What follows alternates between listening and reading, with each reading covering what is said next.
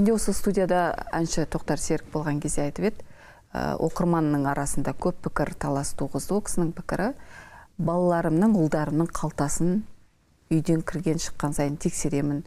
Темекінің тұтқалы еш нәрсе болмау керек, онда гаджет, телефонға шектеу бар деп сіздердің ұлдарға қоятын қандай бір талаптарыңыз бар? Тілден басқа? Міндетті түрде ғой, ол балалардың күнделікті кірген, шыққан кездегі қимыл әрекетінен, сөзінен өзі көп нәрсе көрініп тұрады ғой, байқалып тұрады, сезіліп тұрады. Мысалға қазір ұзын шаш қою бір сәнде ма, шашын қиғыза алмай жүрміз. Бір жағынан баланың да ойымен, пікірімен, талғамымен санасқымыз келеді деген сияқты. Енді балалардың бойындағы сәл оғаш қылық көріп жататын болса, оны бірден қолға алып дегендей.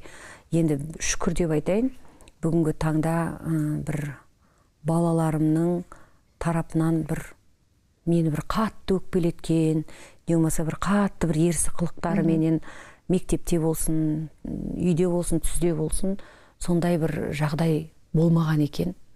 Өте қарапайым ғой біздің үйдің балалары. Ұлдарымның мен осы қасиетін ерекше құрметтеймін. Бәленнің баласы осылай киініп жүр екен, бренд қуу, не болмаса мен мынандай көлікті мінсем, мен бүйтсем, жүрсем деп еш уақыт бір дүнияви мәселеде өзгелермен біреулерді бір нәрсе қылып салыстырып, біреуге еліктеп, біреудің жасаған мен де сөйтіп жеткім келеді деп осы тұрғыда еш уақытта бір жаңағыдай біздерге айтып мазалаған емес. Бар ма? Бар. Жоқ па? Қанағат. Бір бойларындағы қарапайымдылыққа бір ерекше сүйсінемін, шын айтқанда. Бір жағынан тәуба деймін. Үлкен ұлым болсын. Енді ұлдар өзі бір тетелес болып өсіп келе жатыр ғой. Жалпы шүкір. Бір қалай болса солай әйтеуір ақша жарата берсем, бар ғой деп жаңағыдай. Не болса неге менде мынау жоқ деп бір ондай нәрсені байқамаймын. Соның өзі мені сүйсінтеді. Шүкір. Неге байланысты Қарақат? Әдетте әрбір ата-ана өзінің баласын жаман болсын демейді, иә? Бүкіл жылы жұмсақты береді, оқытады, құлағына құятын сөздерді айтып отырады, бірақ бәрінің баласы олай емес. Мысалы, қазір әлеуметтік желі болғанлы көп ақпарат тарап кетті, иә? Бәрі шығып кетті. Жұмбақ, еш нәрсе жоқ қазір. Ел алдында жүрген тұлғалардың олы осындай алаяқтық жасапты, осындай адамдарға алдапты, арбапты, ақша жасапты деген өте көп дүниелерді естисің. Былай қарасаң, елдің азаматтары, елдің сөзін сөйлеп жүрген азаматтар. Бірақ балалары сондай ұятқа қалдырып жатыр, иә? Осындай деңгейге түспес үшін не айту керек? Енді біз өзіміз сондаймыз ғой, мысалға әкесінің өзін алып қарасаңыз.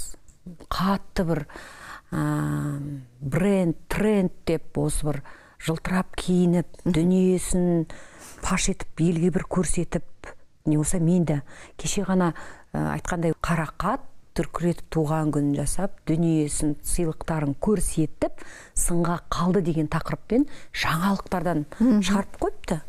Мен ананы көрдім да, енді бір жағынан қызық екен, керісінше мен қаншама келген сыйлықтарды мәнін, жөнін, атын, затын, бағасын көрсетуге тұра тұрындай-ақ біраз дүние келген екен сыйлықтар. Соны мен анпакинг деп қойып тұрып, сүрейікші деп маған жалынды мобилограф қыздар. Мен айтам, не керек сол? Мен қашан өзімнің гардеробыма кіріп, мына костюмым мынандай, не болмаса менде осыншама дүние бар, мүлік бар, үйім мынандай деп, осы үлкен үйге көшкен кезде де рум-тур жасайықшы деп журналистер осы қатты үгіттеді, сұрады, үйіңізге келейікші деп. Осының барлығына Қадекең де мен де қарсы болдым. Еш нәрсені біз бүйтіп ашып, көрсеткен түгіміз де жоқ, бірақ қалай болғанда да әйтеуір ретін орайын келтіріп, сондай тақырыппен жариялап халыққа сондай ақпарат таратқан кезде онша адамға жағымды емес та. Не жазбай атсыздар, не айтпай атсыздар деген сияқты жылы жауып қоя саламын. Сол сияқты енді бұл жерде балалардың ондай қатты осы мәселеде көздері тоқ біріншіден. Көздің тоқ болуы дегенше керемет екенше. Өте маңызды. Әр нәрсеге қанағат, барына шүкіршілік етеді, және де үлгісі әкелерді ондай қатты қымбат сағат тағып, осы деген дүние мәселесіне келгенде өте қарапайым ғой. кәдімгі ол кісінің дизайнер жаңағыдай стилисті менмін. Әдетте ер азаматтар костюм шалбар таңдаған кезде өздері киіп көріп, енді ол бір үйге киетін киім емес қой. Ол сырттағы бүйтіп сахнаға киіп шығатын костюмды бүйтіп киіп, қарап, таңдап жүріп алатын болса, сенсеңіз де сенбесеңіз де күні бүгінге дейін Қадекеңнің бүкіл сахнадағы түздегі киіп жүретін костюм шалбарларына дейін өзім барып таңдаймын. Әкесінің атын, я болмаса анасының атын қолданып, мен анау түрлі ұсыныстар түсетін шығар. Осындай бір бизнес бастайық, осындай бір істі бастайық деп ұсыныстармен келетін шығар. Сондай дүниелерден үлкен бір қойып кету, алдартын ойламай, жаңағы, мен қазір осы фамилиямды, тегімді қолданайын, осы атақты қолданайын деген олай жасамайды, Бекболатта. Бекболат ұлымды білесіз. Мысалға қазір оның бой десе бойы бар, түр десе түрі бар. Не деген әдемі тембр, ән айтқан кезде енді әр ана үшін өзінің баласының үні тәтті ғой десе де, осы ұлымның әншілік өнері де тұнып тұр. Сабырлы да салмақты. Сондай, мен айтам ғой, сен қазір бір емес бірнеше бағытты алып, осы ата-анаңның абыройын пайдалана отырып, біраз есіктерді ашып, өз үлкен-үлкен жаңағыдай кәсібіңді дөңгелетуге мүмкіндіктер бар болғанда, сен неге соны қолданбайсың, пайдаланбайсың деп сөйлесем ғой.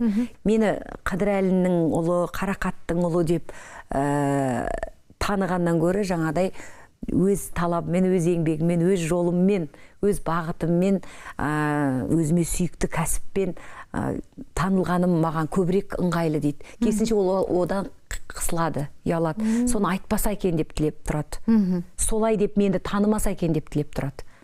Ол да болса үлкен бойындағы бір қарапайымдылық, және біз оны қолдаймыз.